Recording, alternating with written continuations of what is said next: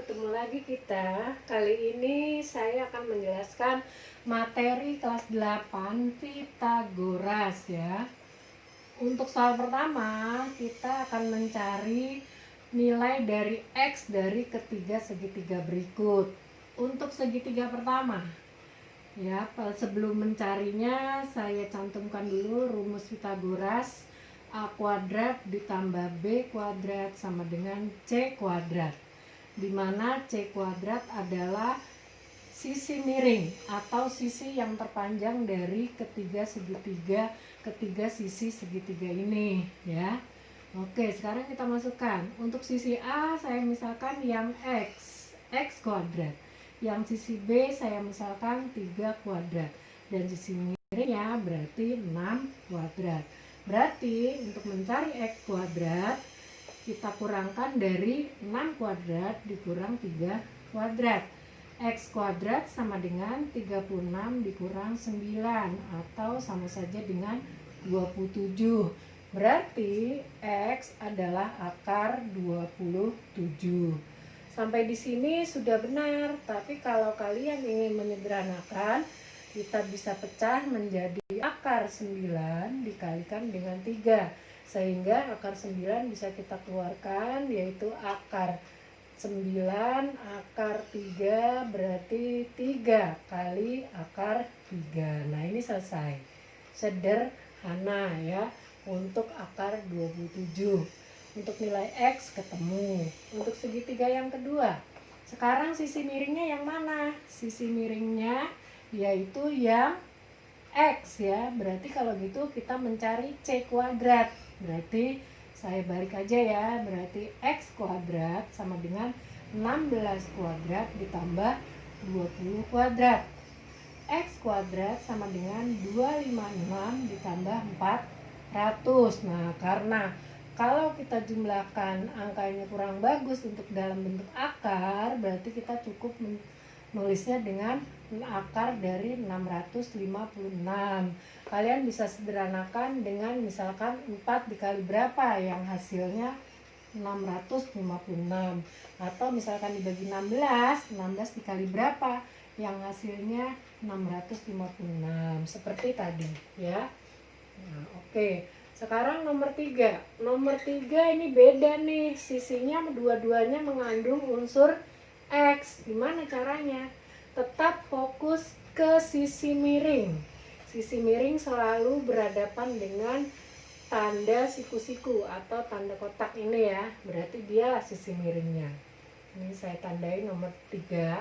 Berarti 20 kuadrat sama dengan 3X, kita kuadratkan, jangan X-nya saja. Ditambah 4X dikuadratkan.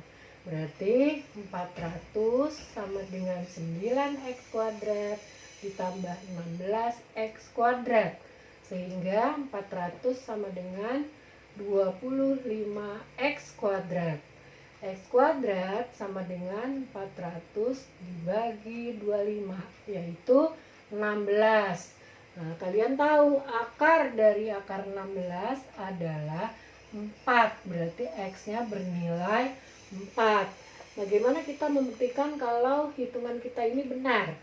Coba kita kalikan di sini. 4 kali 4 adalah 16. 4 kali 3 adalah 12.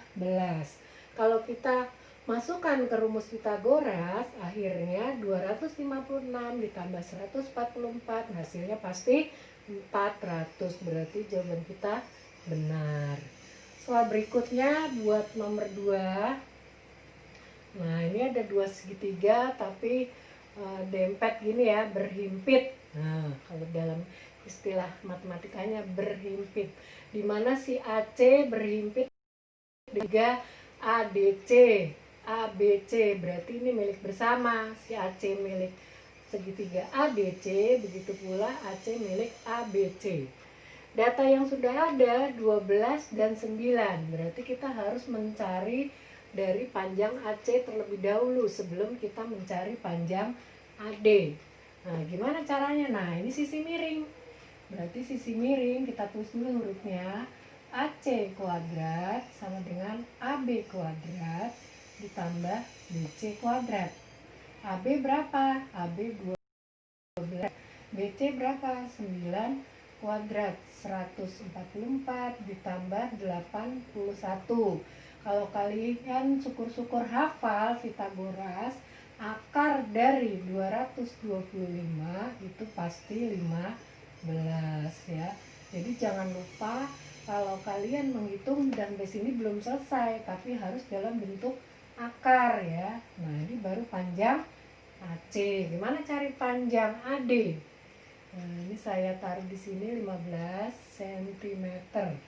Ini sisi miring bukan? Ternyata bukan. Berarti kita harus mengurangkan dari sisi miringnya. Berarti DC kuadrat adalah sama dengan AD kuadrat ditambah AC kuadrat. Sehingga AD kuadrat sama dengan DC kuadrat dikurang AC kuadrat. Jadi sekali lagi kalian harus tahu yang mana sisi miring, sisi yang berhadapan dengan tanda siku ini ya, itu sisi miringnya. Berarti si AD kuadrat sama dengan DC kuadrat berapa? 25 kuadrat. AC kuadrat berapa? Yang tadi kita cari 15 kuadrat. Berarti 625 dikurangin 225. AD kuadrat sama dengan 400. Sehingga AD akan 400, kalian pasti tahu adalah 20. Jadi itu penjelasan dari nomor 2, ketemu panjang AD. Nomor terakhir, tentukan jenis-jenis segitiga berikut. Untuk yang A, 3 cm, 5 cm, 4 cm. Untuk mengetahui jenis segitiga, kalian lihat dulu mana sisi yang paling panjang. Nah, sisi yang paling panjang adalah yang 5 cm. Berarti ini adalah sisi miringnya. Untuk menentukan syaratnya, caranya kita hitung terlebih dahulu. 5 kuadrat apakah sama dengan 3 kuadrat ditambah 4 kuadrat. Nah, karena dia sama berarti segitiga siku-siku. Nah, itu syaratnya. Oh, terbalik saya. 3 kuadrat 9, 4 kuadrat 16. Nah, sama. Berarti siku-siku. Gimana kalau misalnya lebih ataupun kurang? Nah, kita coba yang B. Yang B yang paling panjang 6 cm ya. 6 cm. Berarti 6 kuadrat. Kita bikin titik-titik dulu. Apakah lebih besar, apakah sama, apakah lebih kecil dari penjumlahan kedua sisi-sisinya? Kita buktikan.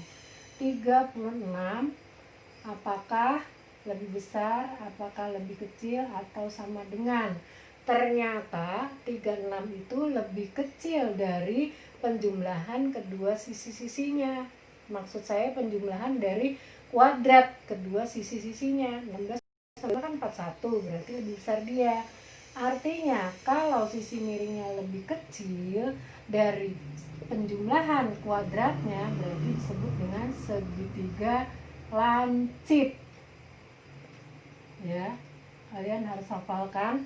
Kalau lebih kecil berarti segitiga lancip. Bagaimana kalau misalnya di sini yang 41, di sini yang 36, berarti lebih besar, berarti segitiga tumpul. Dan sama dengan berarti segitiga siku-siku.